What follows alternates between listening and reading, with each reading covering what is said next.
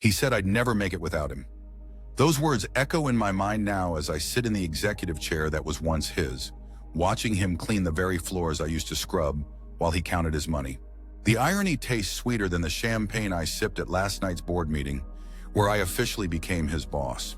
But let me take you back to where this all began, to the moment that lit the fuse on a bomb that took 3 years to explode. The fluorescent lights of the office supply warehouse hummed overhead like angry wasps as I stacked boxes of printer paper, my back screaming in protest.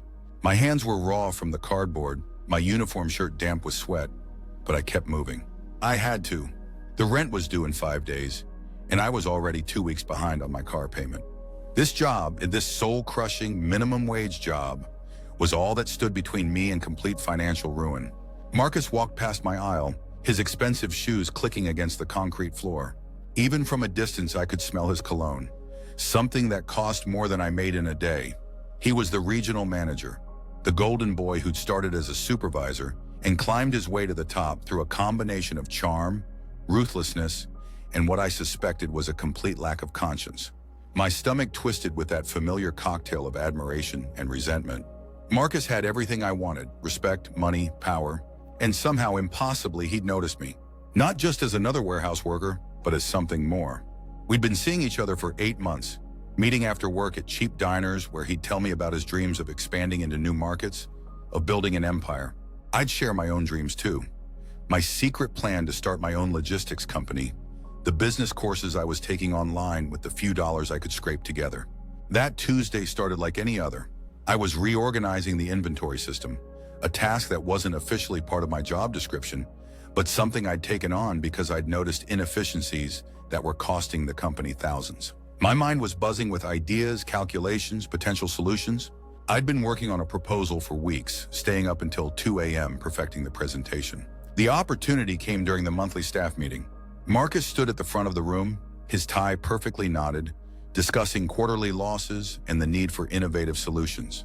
My heart hammered against my ribs as I raised my hand, the folder containing my proposal trembling slightly in my grip. His eyes found mine across the room, and for a moment, I thought I saw something encouraging there. Maybe pride, maybe love.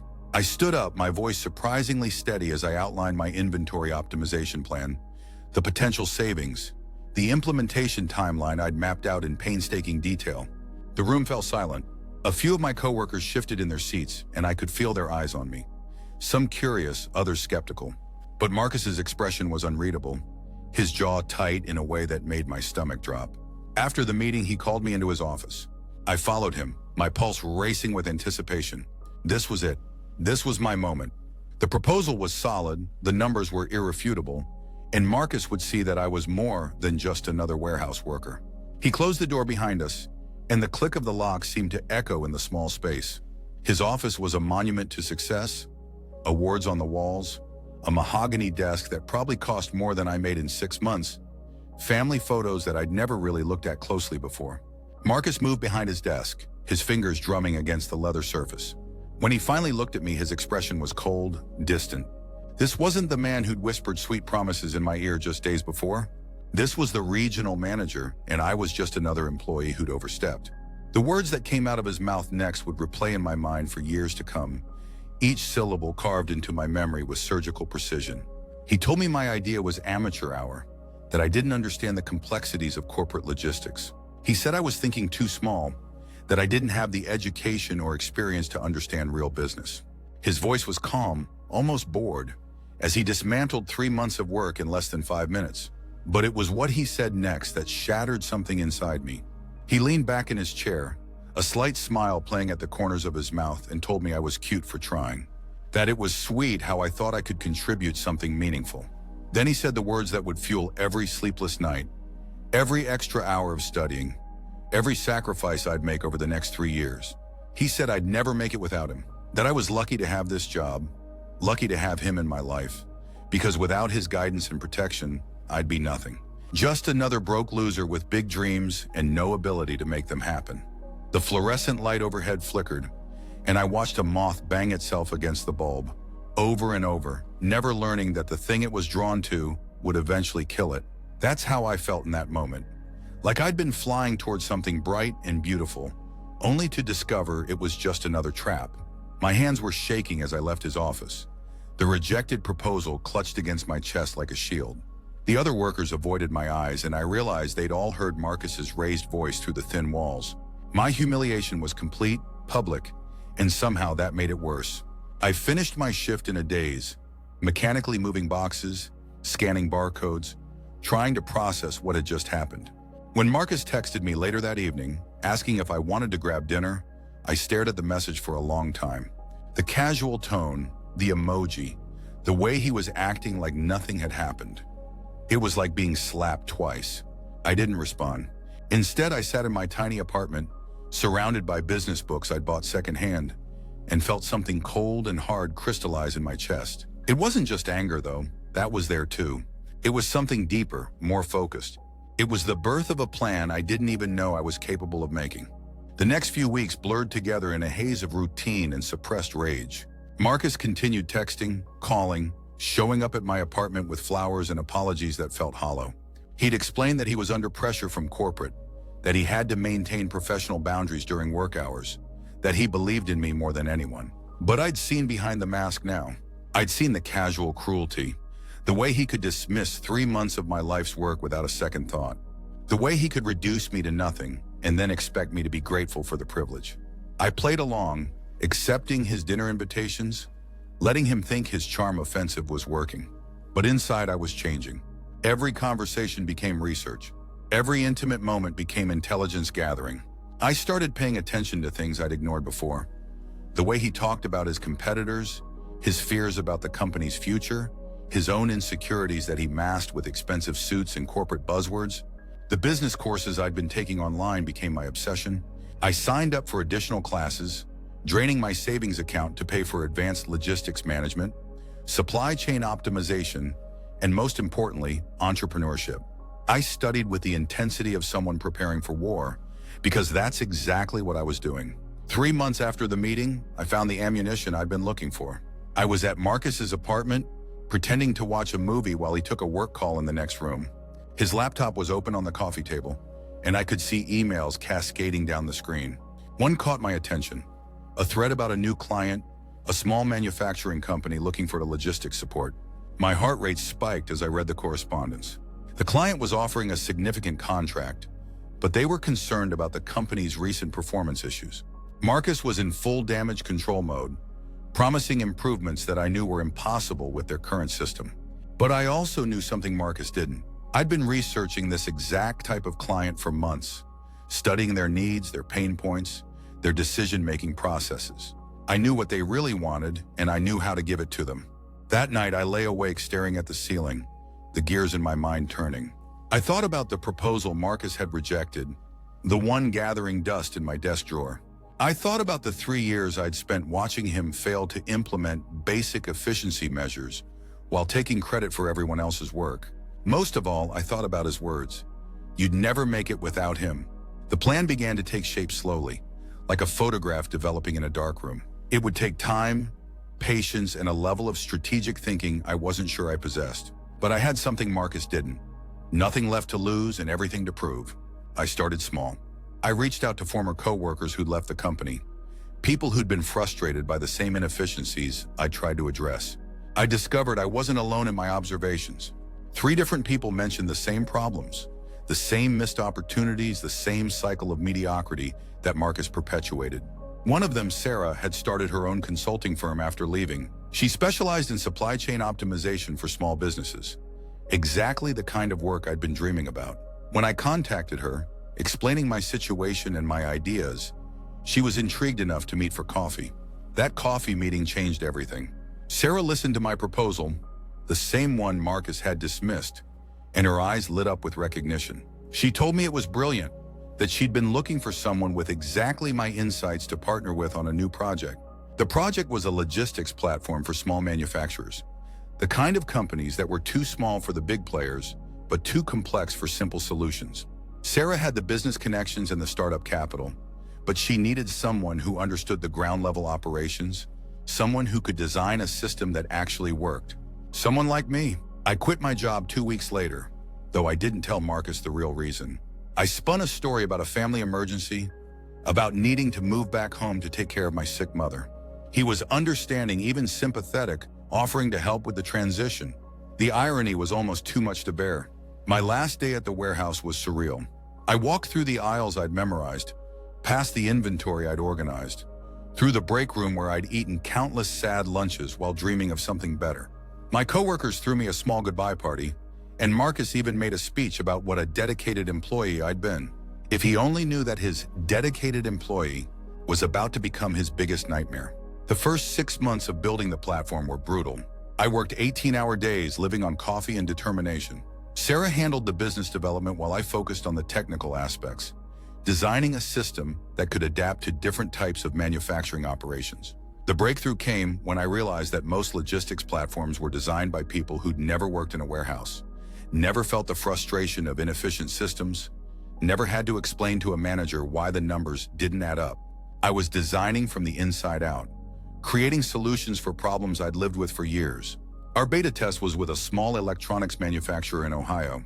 They were struggling with inventory management, losing money on rush orders and overtime costs. Within 3 weeks of implementing our system, they'd cut their operating costs by 20% and improved their delivery times by 40%. Word spread quickly in the tight-knit manufacturing community. Other companies wanted to know about the platform that was revolutionizing logistics for small businesses. Sarah's network exploded with interest, and suddenly we were fielding calls from companies across the country. But I kept my eye on the real prize. Marcus's company was struggling, losing clients to more efficient competitors. Their stock price was declining, and I knew from my insider knowledge that they were vulnerable. The manufacturing client Marcus had been courting, the one whose emails I'd seen on his laptop, had signed with a competitor after experiencing repeated delays and cost overruns. I started positioning our platform as the solution to exactly the problems Marcus's company was facing. I wrote articles for trade publications, spoke at industry conferences, and built a reputation as an expert in logistics optimization. Every success story we published was a small arrow aimed at the heart of everything Marcus had built. The sweetest moment came when I received an email from Marcus himself. He'd been following my work, he said, and was impressed by what I'd accomplished. He wanted to meet to discuss potential collaboration opportunities. The man who told me I'd never make it without him was now asking for my help. I scheduled the meeting for a restaurant downtown, somewhere public where I could maintain my composure. When Marcus walked in, he looked older than I remembered, more tired.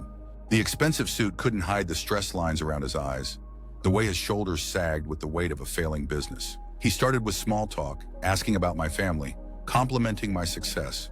But I could see the desperation underneath, the way his hands shook slightly when he reached for his water glass. His company was hemorrhaging money, and he needed a miracle. What he didn't know was that I'd been carefully orchestrating his downfall for over a year. Every client his company lost, every efficiency problem they couldn't solve, every competitive disadvantage they suffered, I'd had a hand in it all. Not through sabotage, but through success. By offering better solutions to their clients, by building the platform that made their services obsolete. The meeting ended with Marcus asking me to consider a partnership. He offered me a position as head of logistics, a salary that would have seemed like a fortune 3 years ago. He even suggested we could rekindle our personal relationship, as if the past could be erased with money and promises. I smiled and told him I'd think about it. What I didn't tell him was that I'd already made my decision. I was going to buy his company. The acquisition took another 6 months to arrange. Sarah and I had attracted serious investors, people who understood the value of what we'd built. Our platform was now serving over 200 companies, generating millions in revenue. We were the success story everyone wanted to be part of. Marcus's company, meanwhile, was circling the drain. Their stock price had dropped by 60%, and they were facing a hostile takeover from a corporate raider who planned to strip it for parts. The employees were panicking, updating their resumes, preparing for the inevitable layoffs. That's when I made my move. I submitted a competing offer, one that valued the company higher than the corporate raiders' bid. But my offer came with conditions. I wanted to maintain the current workforce, preserve the company culture, and keep the existing management structure with one small change. I would be the new CEO. The board meeting where they announced the acquisition was everything I dreamed it would be. I sat at the head of the conference table, the same table where I'd once been humiliated, and watched the faces of people who dismissed me as just another warehouse worker. Marcus wasn't there. He'd been asked to resign the week before, once the board realized the extent of the company's problems. But I knew he'd be watching the news, seeing the reports about the young entrepreneur who'd saved his former company from bankruptcy. The real confrontation came later, in the parking lot outside the office building. Marcus was waiting by my car, his face a mask of confusion and hurt. He wanted to know how this had happened, how I'd gone from warehouse worker to CEO in 3 years. I could have been cruel. I could have thrown his words back at him, reminded him of every dismissive comment, every moment he'd made me feel small and worthless. Instead, I simply told him the truth. I told him about the nights I'd spent studying while he slept, about the business plan I'd refined while he was out celebrating quarterly bonuses that should have been mine. I told him about the platform I'd built, the companies I'd helped, the empire I'd created from nothing. Most importantly, I told him about the moment he'd said I'd never make it without him, how those words had become my motivation, my fuel, my reminder of what I was capable of when someone believed in me, even if that someone was myself. His face crumpled as the full scope of what had happened became clear. He'd created his own downfall, trained his own replacement, dismissed the very person who would eventually surpass him. The irony was so complete it felt like poetry. I offered him a job, not out of mercy, but because I wanted him to understand the full extent of his reversal. I made him a janitor, responsible for cleaning the same floors where he'd once walked like a king. Every day he'd see the success he could have shared, the empire he could have helped build, if only he'd believed in something other than his own superiority. The first day I saw him in his janitor's uniform, emptying trash cans and mopping floors, I felt something I hadn't expected. Not triumph, not satisfaction, but a deep, hollow sadness. This wasn't the victory I dreamed of. This was just two people who destroyed each other, one through cruelty and the other through methodical revenge. But then I remembered his words, his dismissive laugh, the way he'd made me feel like nothing. I thought about all the other people he'd probably crushed over the years, all the dreams he'd dismissed, all the potential he'd wasted. My sadness transformed into something harder, more resolute. Justice, I realized, wasn't always supposed to feel good. Sometimes it was just supposed to be necessary. The company thrived under my leadership. We implemented the efficiency measures I'd proposed years earlier, expanded into new markets, and became the success story Marcus had always dreamed of creating. The platform Sarah and I had built became the foundation for a logistics revolution, and our company was at the center of it all. I still see Marcus sometimes, usually in the early morning when he's cleaning the executive floors before the workday begins. He doesn't make eye contact anymore, just focuses on his work with the same intensity I once brought to stacking boxes. Sometimes I wonder if he understands the lesson, if he realizes that everyone he ever dismissed as just another employee has the potential to become his successor. The business magazines love my story. They write about my meteoric rise, my innovative platform, my vision for the future of logistics. They call me a genius, a visionary, a testament to the power of American entrepreneurship. What they don't write about is the cost of that success, the years of careful planning, the relationships sacrificed for the sake of revenge. I've achieved everything I ever wanted. I have money, power, respect, and the satisfaction of knowing I proved Marcus wrong in the most complete way possible. But late at night, when I'm alone in my penthouse office, I sometimes wonder if the person I became in pursuit of revenge is someone I actually want to be. The truth is, Marcus was right about one thing. I never would have made it without him. Not because I needed his guidance or protection, but because I needed his cruelty to forge me into someone strong enough to succeed. His dismissal became my motivation, his contempt became my fuel, his certainty about my limitations became my roadmap for proving him wrong. In the end, we both got exactly what we deserved. He created a monster and I became one. The difference is that my monstrosity comes with a corner office and a 7-figure salary, while his comes with a mop and a uniform that smells like industrial cleaner. He said I'd never make it without him, and in a twisted way, he was right. I needed him to become my enemy so I could become my own hero. The warehouse worker who once cleaned these floors is gone, replaced by someone harder, smarter, more ruthless. Someone who learned that the best revenge isn't just success, it's making sure your enemy has a front row seat to watch you achieve everything they said you never could. Every morning when I walk past him in the hallway, I remember those words. They don't hurt anymore. They don't inspire rage or sadness or even satisfaction. They're just a reminder of how far I've come, how much I've changed, and how completely I've rewritten the story Marcus thought he was telling. He said I'd never make it without him. He was wrong. I made it because of him, in spite of him, and eventually right over the top of him. And now every day he gets to clean up the mess his own arrogance created. The empire I built stands as monument to a simple truth. Never underestimate someone with nothing to lose and everything to prove. Especially when you're the one who took everything away from them in the first place. Sometimes the best revenge is living well, but sometimes the best revenge is making sure your enemy has to watch you live well while they're on their knees, cleaning the floors of the kingdom they could have ruled.